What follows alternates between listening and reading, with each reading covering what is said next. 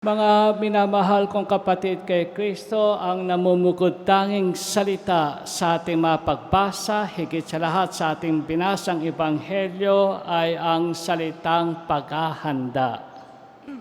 Ang buod ng ebanghelyo ay ganito: pinaghihintay ni Jesus ang kanyang mga tagasunod sa kanyang pagdating. Siya ay darating, subalit ang kanyang pagdating ay hindi biglaan. Walang nakakalam, walang makapagsasabi kung kailan, kung saan, at kung papaano. Kaya naman tayo ay sinasabihang maghanda. Hindi tayo dapat patulog-tulog. Hindi tayo dapat paisi-isi o kaya parelax-relax sa ating buhay spiritual. Dapat tayo ay dapat lamang naghahanda at pinaghahanda natin ang pagdating ni Jesus.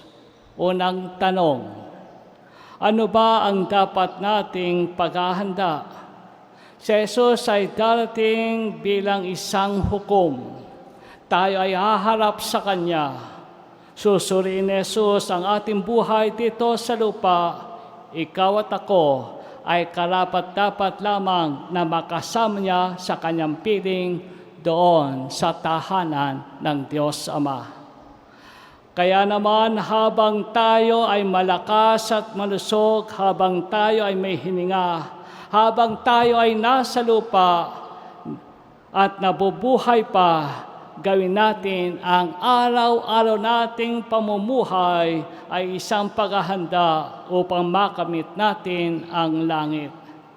Mga kapatid, habang tayo ay may pagkakataon, habang ikaw at ako ay may panahon pa, gumawa na tayo ng kabutihan. Tayo ay magbago na, tayo na magbalik loob sa Diyos upang sa ganoon, sa pagdating ni Jesus bilang hukom at sa pagsapit ang ating wakas sa lupa, tayo ay papayagan na makapasok sa langit, makapiling ang Diyos Ama doon sa buhay na walang hanggan. Meron pong mga bagay na hindi natin makukuha sa last 2 minutes. Meron pong mga bagay na hindi natin maihiram o hindi rin natin maihingi. Yan ay dapat nating pagwagian. Yan ay dapat lamang natin na paghirapan, pagsikapan. Opo, tayo lamang ay dapat maging handa. At ito nga ang pagpasok sa langit. Ito nga ang sinasabi natin, pagpisan sa tahanan ng Diyos Ama doon sa langit. Ang langit ay ating makakamit. Ang pananahan sa piling ng Diyos ay magaganap lamang sa paggawa natin ng kabutihan dito sa lupa. At ito po ang ating paghandaan, ito ang ating gawin.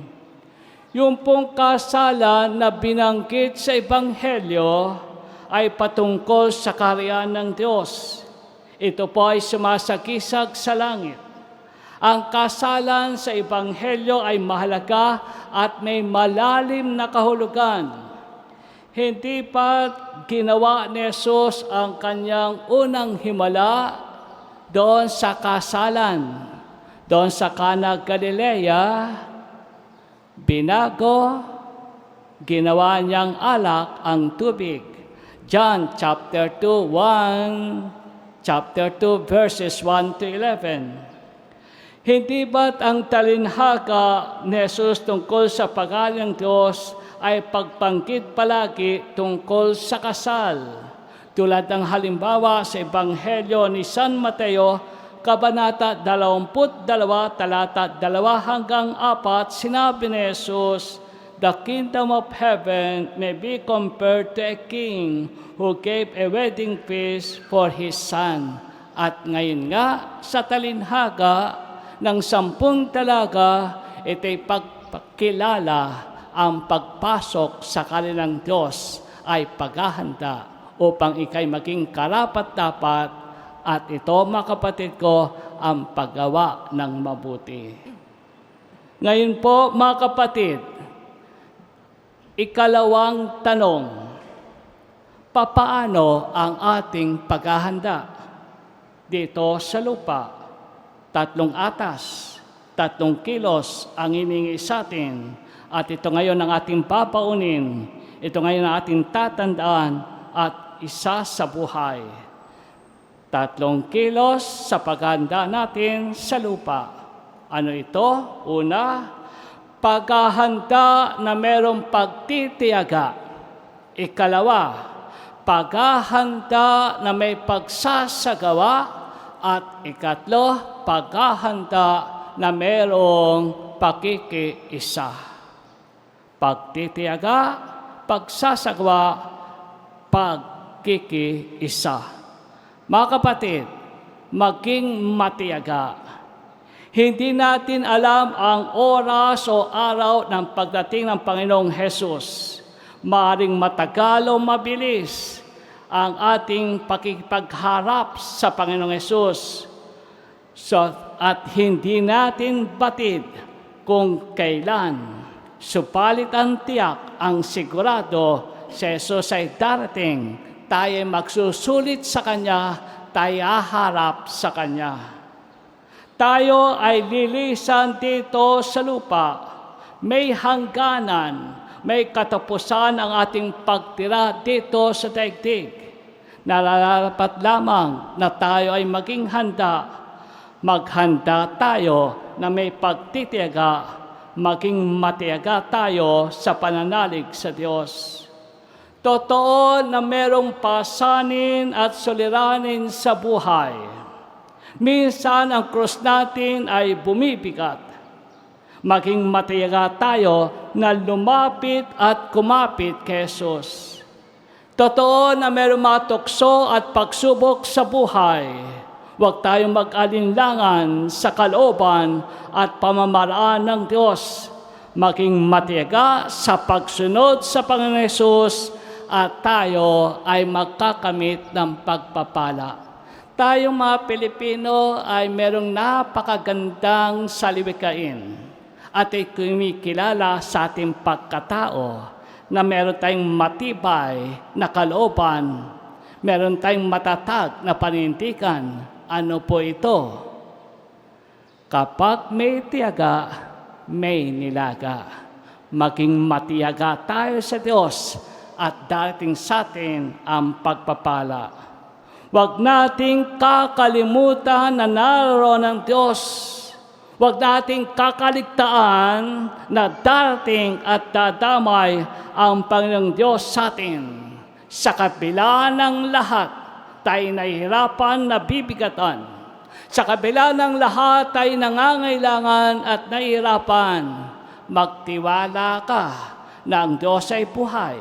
Maniwala ka, magtiyaga ka na ang Diyos ay kumikilos at ang Diyos ay daramay, siya ay darating. Amen po ba? Amen. Mga kapatid, ikalawa, pagkahanda na mayroong pagsasagawa, nararapat lamang na ikaw at ako ay kumilos, may ginagawa at gumagawa, at ang ginagawa natin ay totoo, tapat at tunay. Hindi puro salita o pangako, hindi rin po puro daing at hingi, hindi rin tutulog-tulog o tatamad-tamad o tatambay-tambay. Nararapat lamang na ikay nagsisikap at naging masipag, handang magpagod, magpawis at magpakasakit upang sa ganoon hindi magsisi sa bandang huli at hindi rin manghihinayang sa nakalipas na pagkakataon at panahon.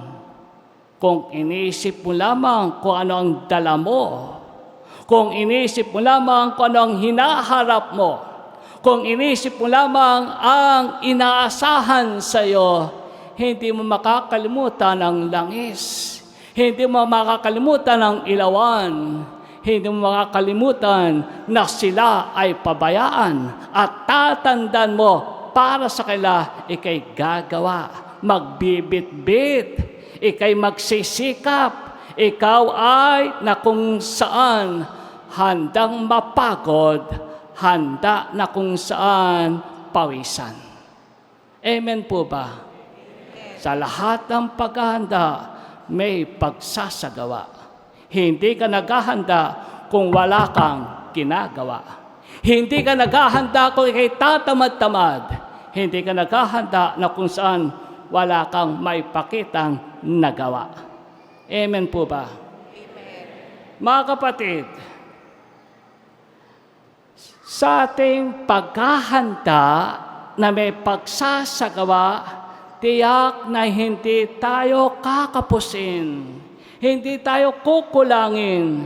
Siguro at tiyak po na tayo pagpapalain ng Diyos. Tayo po ay Kanyang bibiyayaan ng Panginoong Diyos.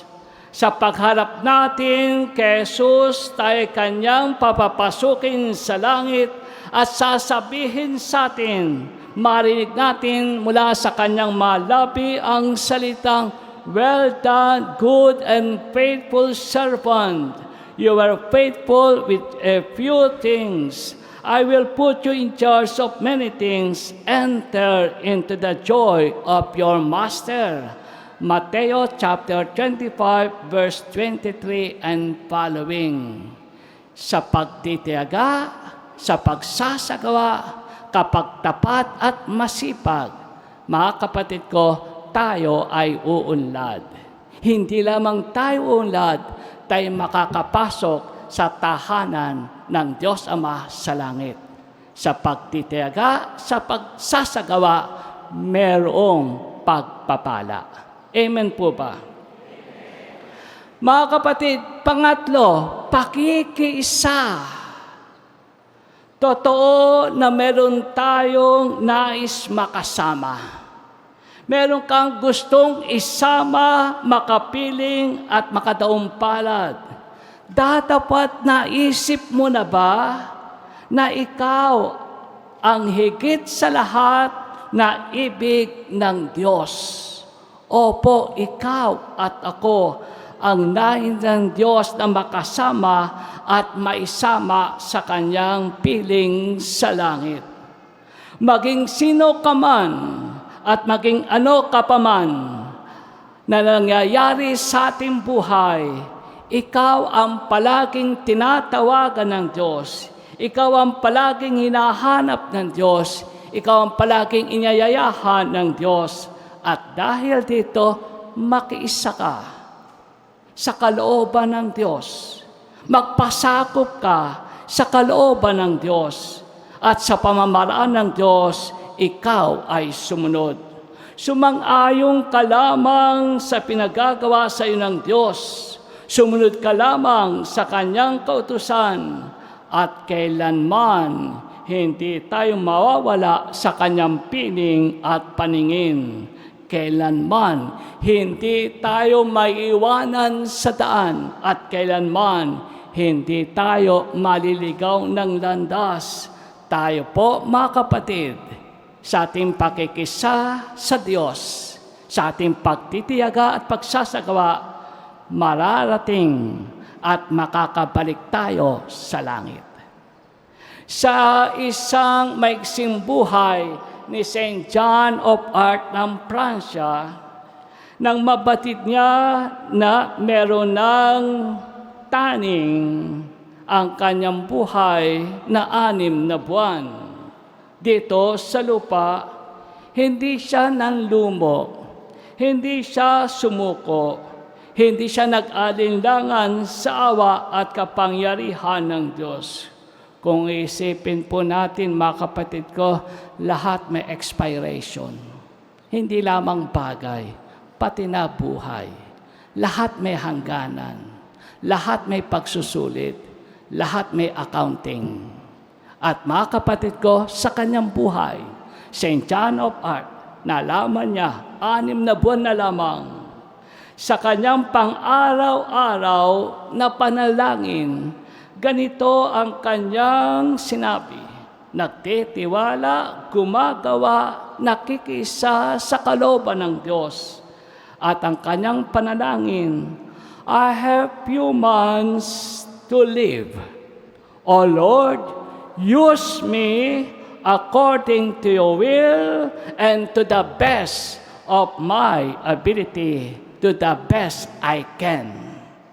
Gamitin mo ko, Panginoon, ayon sa iyong kalooban at sa abot ng aking higit na makakaya. May expiration, may hangganan, may hantungan. Tayo harap sa Diyos, tayo magsusulit sa Kanya habang ikay malakas at manasog hanggat nariyan ka. Mga kapatid ko, sabihin natin, gamitin mo ko, Panginoon, ayon sa iyong kalooban sa abot ng aking makakaya. Ito po ang katotohanan na batay sa Ebanghelyo. May katapusan ang pagtira natin dito sa lupa. Magwawakas ang buhay, lilipas ang lahat, pati na ang daigdig. Ikaw at ako ay haharap sa Diyos. Kay Jesus, siya'y darating sa atin bilang makapangyarihan at mawaing hukom. At tayo po, batay sa binasang Ebanghelyo, ay dapat maging handa. At ang ating paghahanda, may pagtitiyaga, may pagsasagawa, at may pakikiisa. Si Jesus ay darating at tayo haharap ang ating paghahanda, matiyaga, gumagawa, at nakikiisa. Sa ngalan ng Ama, ng Anak, ng Espiritu Santo. Amen.